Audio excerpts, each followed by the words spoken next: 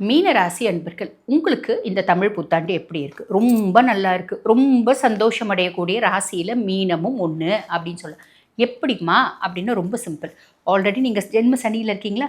சனி பகவான் ஜென்ம சனிய வந்து கொஞ்ச நாள் தான் ஆகுது. அதுக்குள்ள என் மூளைய பெருசா தின்னுட்டாம்மா.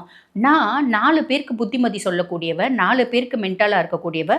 என்னுடைய மென்டார் நான் வந்து பாருங்க ஒரு பெஸ்ட் மென்டார் அப்படின்னு என்னால இருந்து வந்த குழப்பமான மனோநிலை அப்படின்றது மாறி நிம்மதியும் சந்தோஷம் வரக்கூடிய காலகட்டம் அப்படின்னா நீங்களா இருக்கக்கூடிய காலகட்டம் அப்படின்னா இது ஒரு பெருத்த ரிலீஃபுங்க. அதுக்கும் மேலே ராகு பகவான் கடன் கொடுக்கக்கூடாது, பெரிய லெவலில் கடன் வாங்கவும் கூடாது. இதையும் ஞாபகம் வச்சுக்கோங்க. 6ஆம் மாதம் வரைக்கும் குரு பகவான் வந்து பார்த்திங்கன்னா சுககுருவாக இருந்தார். உங்கள் ராசி அதிபன் சுகஸ்தானத்துலேருந்து நிறைய மீனம் வந்து பாருங்கள் கம்ஃபர்ட்டுக்காக நிறைய விஷயம் செஞ்சீங்க. முதல்ல இருந்ததை விட என்னோட வாழ்வாதாரம் அதிகமாகியிருக்கு. முதல்ல நான் நடந்து போயிருந்தேங்க, இப்போ ஒரு 2 வீலர் வாங்கியிருக்கேன். முதல்ல எங்கள் வீட்டில் ஃப்ரிட்ஜே இல்லைங்க, இப்போ நாங்கள் ஒரு ஃப்ரிட்ஜ் வாங்கியிருக்கோம். முதல்ல எங்கள் வீட்டில் ஏசியே இல்லைங்க, ஒரு ஏசி வாங்கியிருக்கோம். 16 வயசில் தான் லவ் சொல் பேச்சு கேட்குறது இல்லையா? இப்போ வந்து பார்த்தீங்கன்னா ஜாதகம் பார்க்க வராரு கணவர் மனைவிக்காக. அம்மா எங்கள் மனைவி ஒருத்தவங்களை லவ் பண்ணுறாங்கம்மா, அவங்க வந்து பாருங்கள் அவர் கூட தான் இருப்பேன்னு ஒத்த காலில் நிற்கிறாங்க அப்படின்னு சொல்கிற ஜாதகத்தையும் பார்க்குறோம்.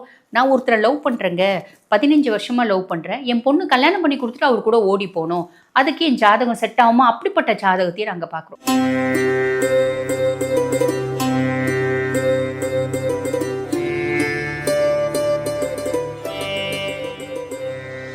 ஜோதிட யுகம் நேயர்களுக்கு வணக்கம். நான் டாக்டர் தீபா லாலன். இன்னைக்கு நம்ம என்ன டாபிக் பற்றி டிஸ்கஸ் பண்ண போகிறோம் அப்படின்னா தமிழ் புத்தாண்டு ராசி பலன்கள் தாங்க பார்க்க போகிறோம்.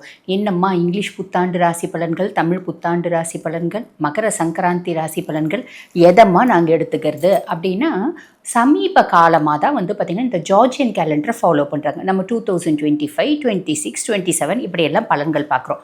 ஆனால் ரொம்ப தொன்று தொட்டு நம் முன்னோர்கள் கடைப்பிடித்தது என்ன அப்படின்னா மகர சங்கராந்தி அன்னைக்கு சூரியன் மகர ராசியில் பிரவேசிக்கும் போது வந்து பார்த்திங்கன்னா அன்றைய தினம் மகர சங்கராந்தி அப்படி நம்ம வழிபாடு பண்ணுறோம் பார்த்தீங்களா.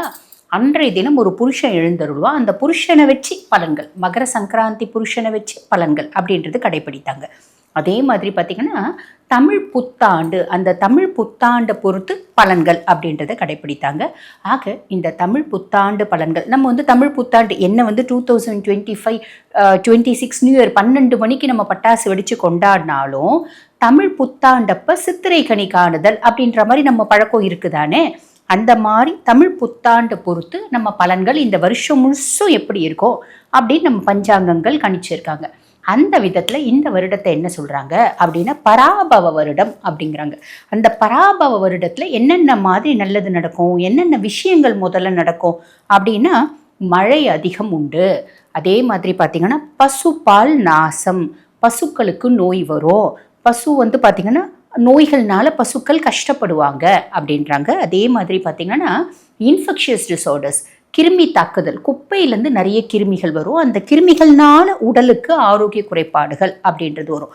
இந்த மாடர்ன் சிஸ்டம் மெடிசன்ஸ் வந்து பார்த்திங்கன்னா ரொம்ப அவங்களோட வளர்ச்சி, அந்த சிஸ்டமோட வளர்ச்சி கம்மியாகி ஆயுஷ், இந்த ஆயுர்வேதா, சித்தா, யுனானி, ஹோமியோபதி இந்த மெடிசன்ஸ்னுடைய ஒரு வளர்ச்சி அதிகமாகும்.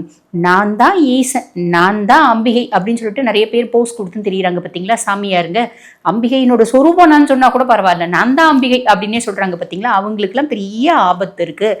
நிறைய பேர் ரோட்டில் வந்து சந்தி சிரிக்க போகிறாங்க அப்படின்னு அர்த்தம்.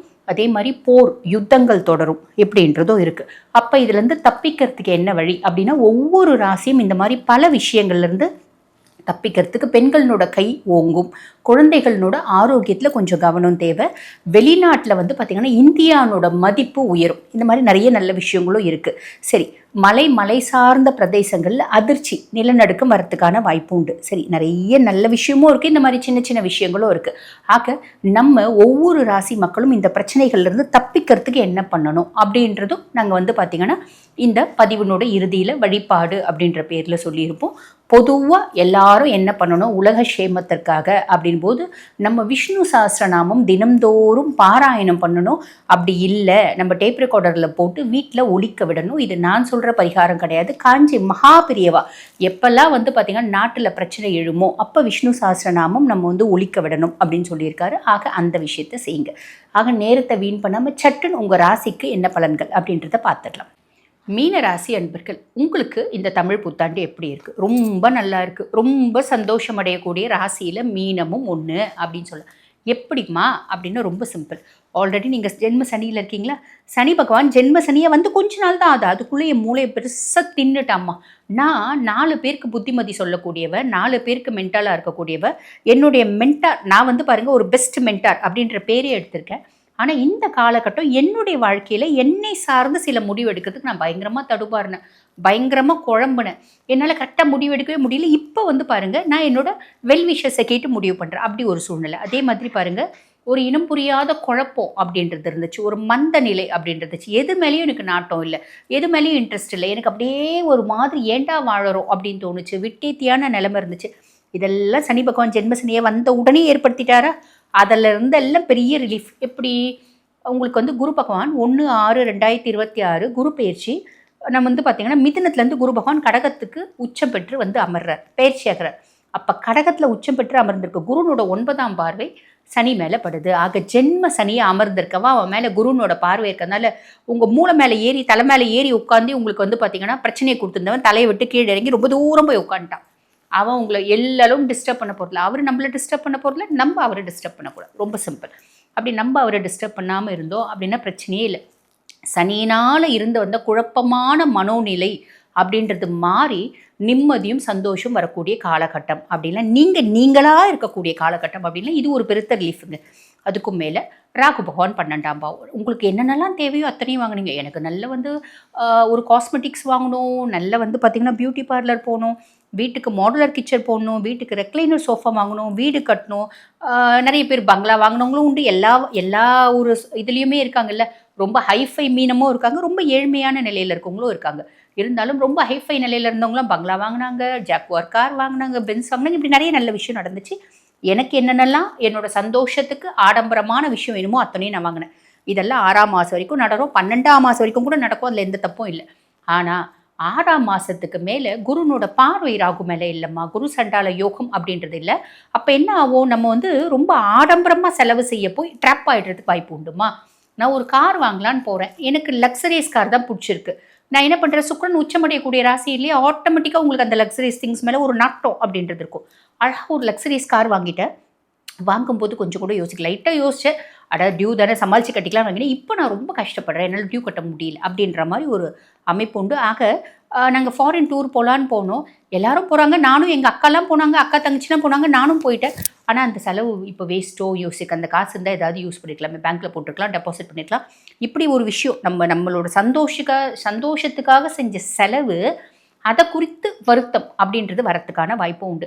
செலவு செய்கிறீங்க அப்படின் போது திருப்பி செலுத்தும் போது அது பிரச்சனை இல்லைன்னா தாராளமாக செலவு செய்யுங்க, எந்த தப்பும் இல்லை. திருப்பி செலுத்தும் போது எனக்கு அதனால் ஒரு விதமான மனக்குழப்பம் வருது அப்படின்னா செலவு செய்யும் போது இது தேவையா, இது எசென்ஷியலா, இது இல்லைன்னா நம்மளுக்கு முடியாதா அப்படின்றத அனலைஸ் பண்ணிவிட்டு செய்யுங்க, நல்லது. ஓகேங்களா. அதே மாதிரி பாருங்கள், பெரிய லெவலில் கடன் கொடுக்கக்கூடாது, பெரிய லெவலில் கடன் வாங்கவும் கூடாது. இதையும் ஞாபகம் வச்சுக்கோங்க. 6ஆம் மாதம் வரைக்கும் குரு பகவான் வந்து பார்த்திங்கன்னா சுககுருவாக இருந்தார். உங்கள் ராசி அதிபன் சுகஸ்தானத்துலேருந்து நிறைய மீனம் வந்து பாருங்கள் கம்ஃபர்ட்டுக்காக நிறைய விஷயம் செஞ்சீங்க. முதல்ல இருந்ததை விட என்னோடய வாழ்வாதாரம் அதிகமாகிருக்கு. முதல்ல நான் நடந்து போயிருந்தேங்க, இப்போ ஒரு 2 வீலர் வாங்கியிருக்கேன். முதல்ல எங்கள் வீட்டில் ஃப்ரிட்ஜே இல்லைங்க, இப்போ நாங்கள் ஒரு ஃப்ரிட்ஜ் வாங்கியிருக்கோம். முதல்ல எங்கள் வீட்டில் ஏசியே இல்லைங்க, ஒரு ஏசி வாங்கியிருக்கோம். அம்மா சப்போர்ட்டாக இருந்தாங்க, அம்மானோட ஹெல்த் இஷ்யூஸில் முன்னேற்றம் இருந்துச்சு. இப்படி நிறைய நல்ல விஷயம் நடந்துச்சு. 6ஆம் மாதத்துக்கு அப்புறம் குரு பகவான் வந்து பார்த்திங்கன்னா 5ஆம் பாவத்துக்கு போகிறார். 5ஆம் பாவம் பூர்வ புண்ணியஸ்தானத்தில் போய் உச்சமடைஞ்சு உட்கார்றார். உங்கள் ராசி அதிபன் பூர்வ புண்ணியஸ்தானத்தில் அப்படின்னும் போது மீனராசி அன்பர்கள் இது வரைக்கும் எத்தனை நல்ல விஷயம் செஞ்சீங்க, அந்த நல்ல கர்மாக்களுக்கான பலன்களை அனுபவிக்கக்கூடிய காலகட்டம். நிறைய மீனராசி அன்பர்கள் குழந்தை இல்லை அப்படின்னு ட்ரீட்மெண்ட் எடுத்திருக்கீங்களா, நல்ல சூப்பரான குழந்தை பிறக்கிறதுக்கான வழியும் வாய்ப்பும் உண்டு. பூர்வீகத்தில் சொத்து பத்து இருக்கா, உங்கள் கைக்கு வந்து சேர்கிறதுக்கான வழியும் வாய்ப்பும் உண்டு. கோர்ட்டு கேஸுன்னு தெரியுறீங்களா, சொத்து சார்ந்து அந்த ஜட்ஜ்மெண்ட் உங்களுக்கு ஃபேவராக வரதுக்கான வாய்ப்பு உண்டு. குழந்தைங்க ரீதியாக கடுமையான மன உளைச்சலுக்கு ஆளாகிட்டோமா. ரொம்ப கௌரவமான குடும்பம் எங்கள் குடும்பம். நிறைய ஜாதகம் பார்க்க வரவங்களே அப்படி தான் வராங்க. இப்போ ஒரு 10 நாளுக்கு முன்னாடி கூட ஒரு அம்மா வந்தாங்க. அவங்க வந்து ரொம்ப ஹைஃபையான ஃபேமிலி, பிக் ஷாட்டு, ஒரே பிள்ளை, ரொம்ப செல்லமாக வளர்த்துருக்காங்க. சம்மந்தமே இல்லாமல் அந்த ஒரு குடும்பத்தில் போய் பிள்ளை காலை வச்சுருக்கு. அந்த குடும்பம் எப்படி அப்படின்னா ஒரு ரொம்ப கீழ்த்தரமான ஒரு வேலையை செய்கிறவங்க. கீழ்த்தரமான வேலையை செய்கிறவங்க அப்படின்னா மற்றவங்களுடைய ஒரு என்ன சொல்கிறது, இவங்களோட சந்தோஷத்துக்காக மற்றவங்க குடியை கெடுக்கிற குடும்பம். அந்த மாதிரி குடும்பத்தில் அந்த பிள்ளை போய் உட்காந்துருக்கு. என்ன எல்லாம் லவ் தான். லவ் எத்தனை வயசில் வந்தாலும் சொல் பேச்சு கேட்கறது இல்லை இல்லைங்களா. 16 வயசில் தான் லவ் சொல் பேச்சு கேட்குறது இல்லையா? இப்போ வந்து பார்த்தீங்கன்னா ஜாதகம் பார்க்க வராரு கணவர் மனைவிக்காக. அம்மா எங்கள் மனைவி ஒருத்தவங்கள லவ் பண்ணுறாங்கம்மா, அவங்க வந்து பாருங்க அவர் கூட தான் இருப்பேன்னு ஒத்த காலில் நிற்கிறாங்க அப்படின்னு சொல்கிற ஜாதகத்தையும் பார்க்குறோம். நான் ஒருத்தரை லவ் பண்ணுறேங்க, 15 வருஷமாக லவ் பண்ணுறேன், என் பொண்ணு கல்யாணம் பண்ணி கொடுத்துட்டு அவர் கூட ஓடி போகணும், அதுக்கு என் ஜாதகம் செட் ஆகுமா, அப்படிப்பட்ட ஜாதகத்தையும் நாங்கள் பார்க்குறோம். ஆக லவ் எந்த வயசில் வந்தாலும் சொல் பேச்சு கேட்க மாட்டேங்குது. இந்தந்த ராசிக்கு தான் லவ் வரணும்னு இல்லை, 12 ராசிக்கும் லவ் வரலாம் எப்படின்னாலும். ஆக இந்த மாதிரிலாம் வந்து பார்த்திங்கன்னா ஒரு விஷயத்தில் நியாயம் இல்லை, தர்மம் இல்லை, இந்த மாதிரிலாம் பிள்ளைங்க தான் நடந்துக்கிறாங்களா, பெரியவங்க கூட நடந்துக்கிறாங்க.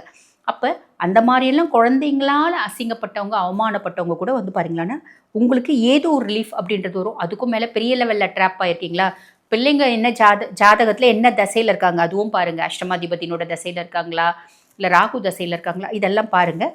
பார்த்தீங்க ஓரளவுக்கு குருவாலேயே எவ்வளோ முடியுமோ அவ்வளோ செஞ்சிடுறாருங்க. சுய ஜாதகத்தில் பொம்பளை பிள்ளைங்க ஆம்பளை பிள்ளைங்க உங்கள் பிள்ளைங்களுக்கு மட்டமான தசை நடக்குது அப்படின்னும் போது அந்த தசைநாதனை நீங்கள் வந்து பார்த்தீங்கன்னா சந்தோஷப்படுத்துனீங்க, பிரீத்திப்படுத்துனீங்க அப்படின்னா பிள்ளைங்களை காப்பாற்றிடலாம், கவலைப்படாதீங்க.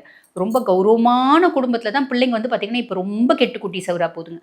ரொம்ப மட்டமான குடும்பத்தில் பிள்ளைங்க ரொம்ப கௌரவமாக செட்டில் ஆகிடுதுங்க. யார் கூடனாலும் சுற்றுதுங்க, சுற்றிட்டு வந்து அம்மா அப்பா சொல்கிற பிள்ளைய கல்யாணம் பண்ணிக்குதுங்க. அதுங்க ரொம்ப கேடிங்களாக இருக்குதுங்க. நல்ல குடும்பத்தில் பிறந்தது, நல்ல ரத்தம் இல்லைங்களா, பெருசாக அதுங்களுக்கு கேடித்தனம் வரமாட்டேங்குது. சரி, இப்படி நிறைய நல்ல விஷயங்கள் அப்படின்றது நடக்க போகுது, கவலைப்படாதீங்க. இருந்தாலும் வழிபாடுன்னு ஏதாவது ஒன்று சொல்லுவீங்களேம்மா அப்படின்னா, கண்டிப்பாக நீங்கள் என்ன வழிபாடு பண்ணலாம் அப்படின்னா, இப்போ சனி பிரீத்தி ஆகிட்டு இருந்தாலும் நம்மளோட மனோபலம், தேக பலம், புத்தி பலம் இது எல்லாத்தையும் கொடுக்கக்கூடிய ஒரு கடவுள் யார் அப்படின்னா ஹனுமனை வழிபாடு பண்ணுங்க. வீட்டு பக்கத்தில் இருக்க ஹனுமன் கோயிலுக்கு சனிக்கிழமை தோறும் போங்க. ஹனுமனுக்கு ஒரு துளசி மாலை, இல்லைன்னா சனிக்கிழமை தோறும் என்னால் துளசி மாலை வெத்தலை மாலைலாம் கொடுக்க முடியாதுமா அப்படின்னா, இப்போ நான் சொன்னது வந்து பார்த்திங்கன்னா உங்கள் ராசிக்கான பொதுவான பலன்கள். எங்களோட சுய ஜாதகத்தில் எங்களுக்கு திருமணம் நடக்குமா நடக்காதா, வீடு கட்டலாமா கட்ட முடியாதா, இல்லை கட்டக்கூடிய சூழ்நிலை இருக்கா, இல்லை எங்களுக்கு வீடு சொந்த வீடு அப்படின்ற அமையறதுக்கான பாக்கியம் இருக்கா, இது தெரிஞ்சுக்கணும் அப்படின்னாலும், வீட்டில் இருக்க பிரச்சனைகள்லாம் எப்பங்க ஓயும் அப்படின்னு தெரிஞ்சுக்கினாலும், பிள்ளைங்களால் கடுமையான மன உளைச்சலுக்கு ஆளாகியிருக்க எங்கள் பிள்ளை எப்போ திருந்தும், இந்த மாதிரி பல கேள்விகள் உங்களுக்கு இருக்குது அப்படின்னா அதுக்கு தீர்வு உங்கள் சுய ஜாதகம் தாங்க. ஆக எங்கள் கிட்ட சுய ஜாதகத்தை பார்த்துக்கணும் அப்படின்னு விருப்பப்பட்டீங்கன்னா, நான் பேசிகிட்டு இருக்கும்போது எங்களோட வாட்ஸ்அப் நம்பர் கொடுத்துருப்பாங்க.